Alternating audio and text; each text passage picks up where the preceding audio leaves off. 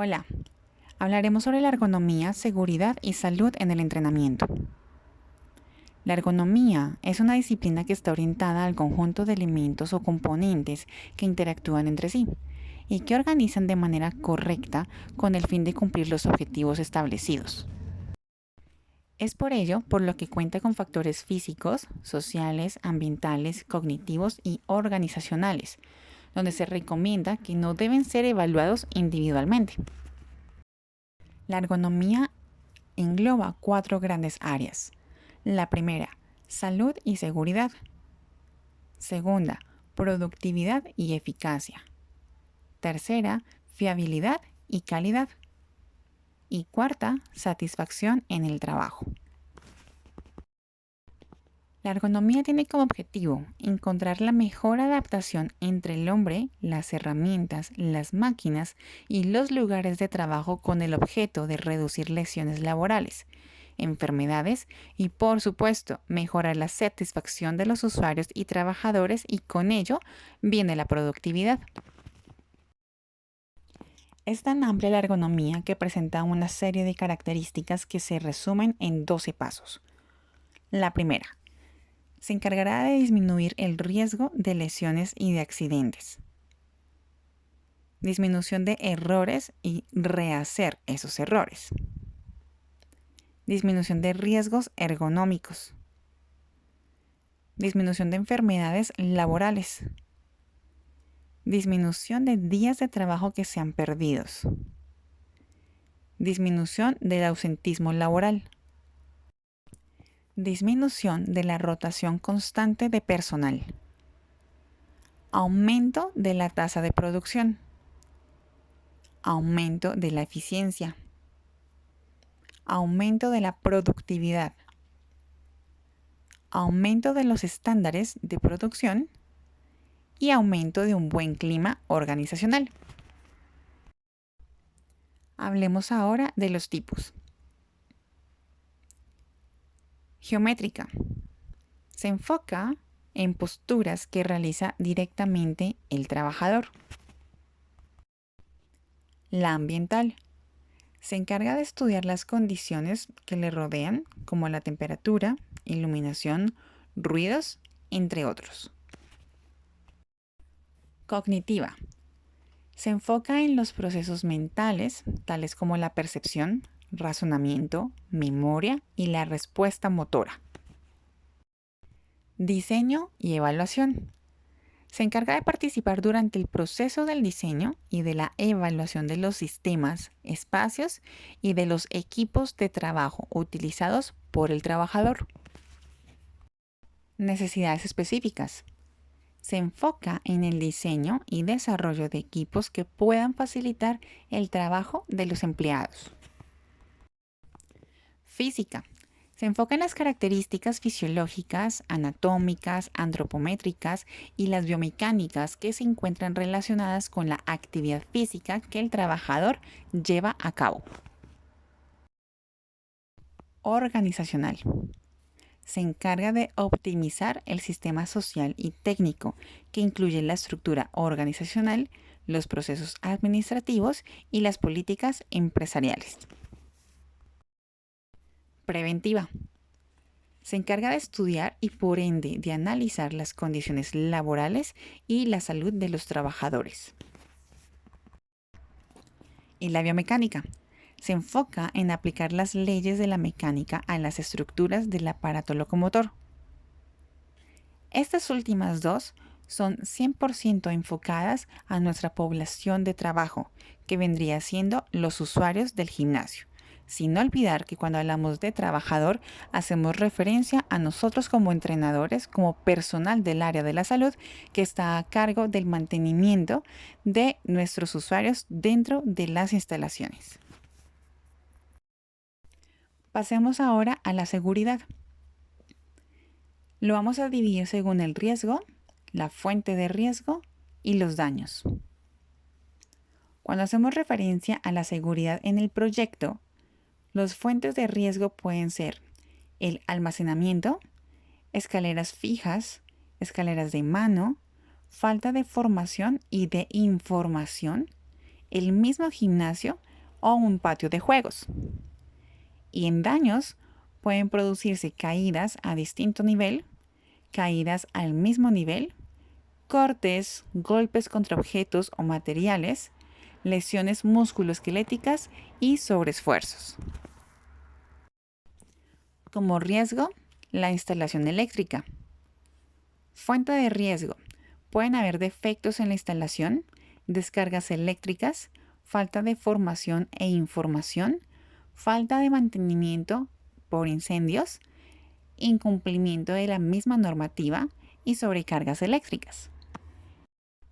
Y en daños pueden haber caídas del mismo nivel, electrocuciones, quemaduras y tropiezos. Dentro del riesgo de incendios, encontramos que como fuentes de riesgo está las actividades que pueden provocar incendios, almacenamiento de productos inflamables, falta de formación e información y tratamiento de materiales inflamables. Y como daños tendríamos las quemaduras. De acuerdo a la higiene, en el riesgo encontramos calor o frío.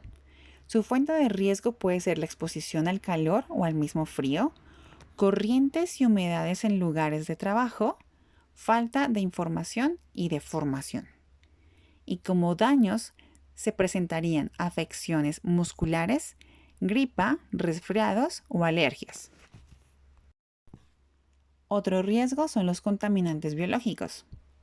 Como fuente de riesgo encontramos exposiciones contaminantes, falta de cultura higienista, enfermedades infectocontagiosas, falta de formación e información y contagio de los mismos usuarios a los trabajadores. Y dentro de los daños encontraríamos enfermedades infectocontagiosas, infecciones intestinales, infecciones de la piel o trastornos respiratorios. En la medicina del trabajo, a nivel del riesgo, encontramos un seguimiento del estado de salud individual, pero también colectivo. Como fuente de riesgo van a haber revisiones médicas generales, falta de catalogación de enfermedades profesionales en el sector de la enseñanza, pero también falta de formación e información. Y dentro de los daños se puede presentar aparición de enfermedades y lesiones derivadas, empeoramiento progresivo del estado de salud de los usuarios y pueden agravarse las mismas enfermedades. A nivel ergonómico, veamos riesgos, fuentes y daños. En un riesgo de la ergonomía puede ser la carga física del trabajo realizado por el usuario. Como fuente de riesgo, adaptación de la carga de trabajo, alteraciones de la voz, desplazamientos continuos e inadecuados, falta de formación e información, manejo manual de las cargas, movimientos repetitivos, posturas inadecuadas, levantamiento de peso de pie o sedente. Y en daños se pueden presentar afonías, disfonías, fatiga física por desplazamiento, fatiga física por manejo de cargas, fatiga física por postura, lesiones musculoesqueléticas y las tendinitis. Otro riesgo es la ventilación y la climatización. Como fuente de riesgo encontramos adaptación de los puestos de trabajo, la climatización inadecuada, corrientes y humedades en el lugar del usuario, el disconfort, falta de formación e información y falta de mantenimiento de los mismos equipos y de las estructuras. Como daños, se pueden presentar afecciones musculares, gripas y resfriados. El siguiente riesgo es la iluminación. Como fuentes, encontramos la adaptación de los puestos de trabajo o de las mismas máquinas, falta de formación e información y niveles inadecuados de iluminación. Y como daño se pueden presentar en los usuarios y en los trabajadores la fatiga visual, trastornos de la agudeza visual y trastornos visuales. Siguiente riesgo viene siendo el ruido. Como fuente de riesgo exposición al ruido ambiental, falta de formación o información o un exceso de ruido por la música que se coloca. Daños: disconfort por el mismo ruido, imposibilidad de comunicación o distracción en los movimientos, así como trastornos en el sistema nervioso. Medios higiénicos. Son aquellas medidas sanitarias que deberán llevarse a cabo en el gimnasio con el fin de proteger tanto a los trabajadores como a los usuarios, siempre de manera eficaz y oportuna. Es por ello por lo que resulta necesaria la aplicación de medidas y la participación comprometida de áreas administrativas, personas trabajadoras y el público, para reducir el riesgo de caídas, lesiones e inclusive del contagio de la enfermedad ocasionada por el virus del COVID-19. Con lo anterior, se establecen las siguientes indicaciones preventivas a tener en cuenta. Desinfección y lavado de manos. Se realizará al ingreso del recinto. Limpieza del área a utilizar. Cada usuario se encargará de la limpieza inmediata de la máquina que usará y al terminar. Uso correcto del tapabocas. El usuario ingresará al área con el tapabocas y podrá retirarlo al momento de realizar el ejercicio aeróbico. Aforo.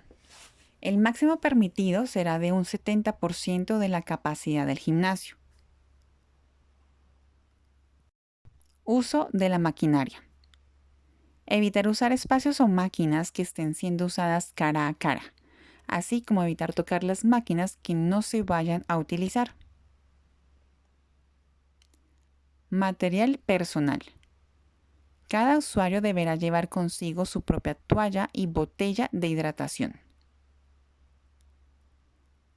Medidas COVID. El usuario y el personal a cargo seguirán todas las medidas de higiene y distancia utilizadas por la contingencia. Supervisión. El personal del gimnasio se encargará de supervisar las acciones de los usuarios, desde el uso de tapabocas, limpieza de máquinas, uso de las zonas, entre otras. Prevención de lesiones. Los entrenadores a cargo realizarán calentamiento a los usuarios para evitar que se lesionen durante el ejercicio. Corrección de postura. Los entrenadores realizarán correcciones posturales a los usuarios en las ejecuciones de las técnicas. Información. Se le dará al usuario la información necesaria para evitar riesgos de caídas y accidentes dentro del recinto. Material. Las herramientas adicionales que se vayan a utilizar como mancuernas, ligas, barras, entre otras, se mantendrán dentro del área de entrenamiento. Calzado. El usuario, así como el personal de entrenamiento, deberán utilizar calzado adecuado, específicamente tenis deportivos. Y capacitación. Se realizará capacitación al personal a cargo de la seguridad y entrenamiento de los usuarios. Impacto articular. Es importante que los usuarios pasen desde un inicio a la valoración fisioterapéutica para la realización de su historia clínica y plan de entrenamiento de acuerdo a los objetivos deseados.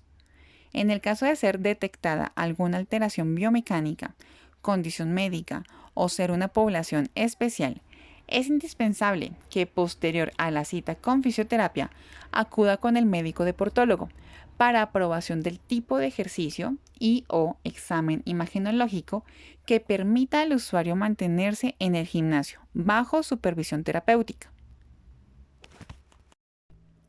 Todo usuario que ingresa al gimnasio debe saber o aprender cómo ejercitar las articulaciones para evitar que sufra lesiones en sus entrenamientos, de bajo o de alto impacto. Es importante que sepa el tipo de carga, de máquina y de estiramientos que puede o no realizar para evitar el daño articular.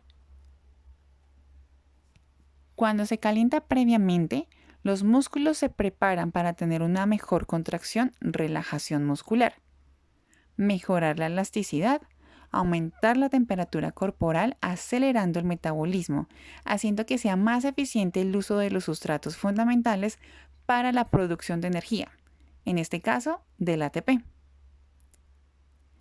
Todo usuario que tenga problemas articulares, de desgaste, roturas, entre otros, deberá evitar actividades que tengan impacto articular y realizar un seguimiento con fisioterapia y con el médico deportólogo. Una articulación es el área de contacto entre los huesos, un hueso y un cartílago, o entre tejido óseo y los dientes. En anatomía, una articulación es el elemento de unión entre dos huesos próximos. Las funciones más importantes de las articulaciones son de constituir puntos de unión del esqueleto y producir movimientos mecánicos, proporcionándole elasticidad y plasticidad al cuerpo, además de ser lugares de crecimiento. A continuación, hablaremos sobre los componentes anatómicos de una articulación. El cartílago. En la articulación, los huesos están recubiertos por cartílago, un tipo de tejido conectivo que está formado por células y fibras y es resistente al desgaste. El cartílago ayuda a reducir la fricción que producen los movimientos. Cápsula y membrana sinovial. La cápsula es una estructura cartilaginosa que envuelve a la articulación en forma de rodillera y que envuelve a la membrana sinovial. Esta membrana se encarga de secretar un líquido transparente y pegajoso alrededor de la articulación para la lubricación. A este líquido lo conocemos como líquido sinovial. Los ligamentos. El ligamento llega a ser un tejido fuerte, son bandas de tejido conectivo duro y elástico. Rodean la articulación para sostenerla y limitar los movimientos. Los tendones. Los tendones son otro tipo de tejido conectivo pero duro, localizados a ambos lados de la articulación. Se sujetan a los músculos que controlan los movimientos de esta. Las bursas. Las bolsas llenas de líquido, llamadas bursas, están localizadas entre los huesos, ligamentos u otras estructuras adyacentes. Estas ayudan a amortiguar la fricción en una articulación. Su inflamación se denomina bursitis. El menisco. Cartílago en forma semilunar que se encuentra en la rodilla y en otras articulaciones. Las articulaciones hacen posible los movimientos de las diferentes partes del cuerpo. El hueso, el cartílago articular, la cápsula articular y el líquido sinovial son componentes esenciales de la articulación sinovial. El cartílago articular actúa absorbiendo los impactos, protegiendo las estructuras óseas adyacentes. Este cartílago está adherido por una de las partes y la otra está dirigida hacia la cavidad articular. Esta es lisa, lo que facilita su deslizamiento. El cartílago tiene un grosor proporcional a la presión que sufre y un coeficiente de rozamiento que es muy pequeño, pero no tiene inervación, riego sanguíneo y tampoco se regenera, solo se le puede ayudar a conservar. La cápsula articular, a diferencia del cartílago, está muy inervada, permitiendo percibir su posición en el espacio y su movimiento. Los receptores sensoriales que contienen son el origen de la sensación de dolor agudo asociado a las enfermedades osteoarticulares. La cara interior de la membrana está tapizada por la membrana sinovial. Dicha membrana secreta el líquido sinovial, esencial para nutrir al cartílago, ya que es rico en nutrientes, de los que se nutre el cartílago y además hace posible sus propiedades mecánicas. El líquido sinovial impide que se produzca fricción entre las superficies de la articulación. Los meniscos son acoplamientos de cartílago que ayudan a la concordancia articular y actúan amortiguando los golpes y las presiones. Son estructuras propias y se encuentran en la rodilla de casi todos los mamíferos. Estas estructuras globalmente tienen dos funciones. Una, mantener la estabilidad y congruencia articular. 2. Ayudar a la transmisión de fuerzas musculares. Los ligamentos y estructuras capsulares, que también están incluidos los músculos, tienen gran importancia desde el punto de vista de la estabilidad articular. La rodilla es un ejemplo de articulación cuyo soporte depende principalmente de los músculos y ligamentos, más que de su componente óseo. Estas estructuras evitan los desplazamientos articulares, las luxaciones y aseguran un encaje adecuado entre las diferentes superficies articulares, de manera que el cartílago articular se encarga de transmitir adecuadamente las cargas aplicadas y no se produce daño tisular, que con el tiempo acabará en cambios degenerativos. Es entonces que los puntos donde dos elementos esqueléticos contactan se denomina articulación. Las dos categorías generales de las articulaciones son: primera, aquellas en las que los elementos esqueléticos quedan separados por una cavidad se les llama articulaciones sinoviales. Segunda, aquellas en las que no hay cavidad y dos componentes se mantienen unidos por tejido conjuntivo, llamadas articulaciones sólidas. Los vasos sanguíneos que irrigan una articulación y los nervios que inervan los músculos que actúan sobre la articulación suelen aportar ramas articulares a esa articulación. Hablemos de las articulaciones sinoviales. Las articulaciones sinoviales son conexiones entre componentes esqueléticos en las que los elementos implicados se encuentran separados por una estrecha cavidad articular. Además de incluir una cavidad articular, estas articulaciones tienen varios rasgos característicos. En primer lugar, una capa de cartílago, habitualmente cartílago hialino, cubre las superficies articulares de los elementos esqueléticos. En otras palabras, las superficies óseas no contactan normalmente entre sí de forma directa. Como consecuencia, cuando se ven esas articulaciones en radiografías normales, un amplio intervalo parece separar los huesos adyacentes, porque el cartílago que cubre las superficies articulares es más transparente a los rayos X que el hueso. Una segunda característica de las articulaciones sinoviales es la presencia de una cápsula articular consistente en una membrana sinovial interna y una membrana fibrosa externa. La membrana sinovial se fija a los márgenes de las superficies articulares en la interfase entre el cartílago y el hueso y envuelve la cavidad articular. La membrana sinovial está altamente vascularizada y produce líquido sinovial, que se acumula en la cavidad articular y proporciona lubricación a las superficies articulares. También aparecen sacos cerrados de membrana sinovial fuera de las articulaciones, donde forman bolsas sinoviales o vainas tendinosas. Las bolsas se interponen a menudo entre estructuras, como los tendones y huesos, tendones y articulaciones o piel y hueso, y reducen la fricción de una estructura al moverse sobre la otra.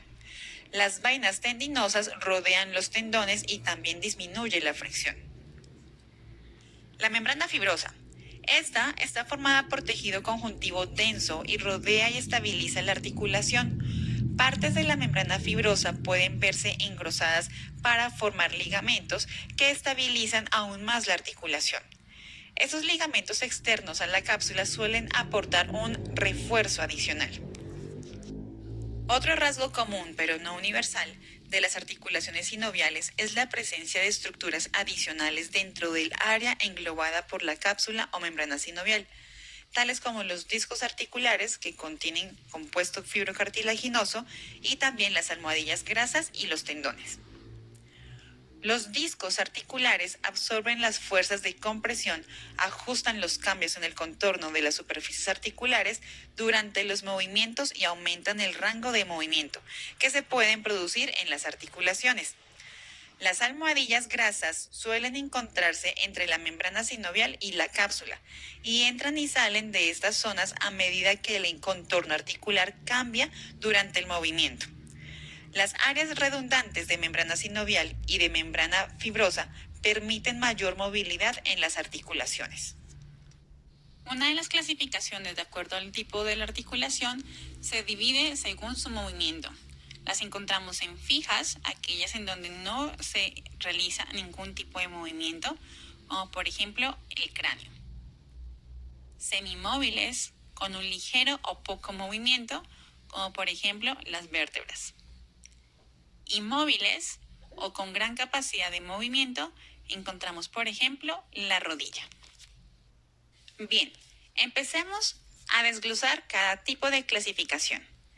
Hablemos de los tipos específicos de las articulaciones sinoviales. Articulaciones planas. Son aquellas articulaciones que permiten movimientos de deslizamiento cuando un hueso se desplaza sobre la superficie de otro.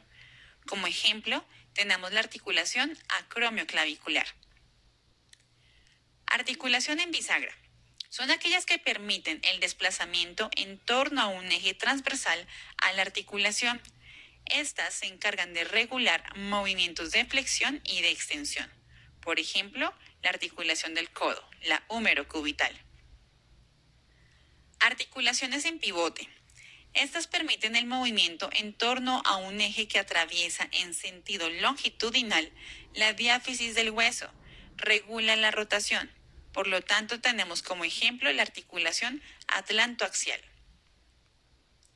En las articulaciones bicondilias encontramos que permiten principalmente el movimiento en torno a un eje, con rotación limitada en torno a un segmento. Como ejemplo, están formadas por dos cóndilos convexos que se articulan con superficies cóncavas o planas. Ejemplo de ella, la rodilla. Articulaciones condilias, o también llamadas elipsoides. Son aquellas que permiten el movimiento en torno a dos ejes que se hallan en ángulo recto, uno respecto del otro. Regulan movimientos de flexión, extensión, abducción y circunducción. Un ejemplo, la articulación de la muñeca. Mientras encontramos la articulación en silla de montar. Estas se encargan de permitir el movimiento en torno a dos ejes que se hallan en ángulo recto, uno respecto del otro. La superficie articular tiene forma de silla de montar. Regulan movimientos de flexión, extensión, abducción, aducción y también circunducción. Un ejemplo de estas es la articulación carpo-metacarpiana del pulgar. Y por último, articulaciones esféricas o también llamadas glenoideas. Estas permiten el movimiento en torno a múltiples ejes, regulan movimientos de flexión, extensión, abducción, aducción, rotaciones y circunducción. Un ejemplo, la articulación coxofemoral de la cadera.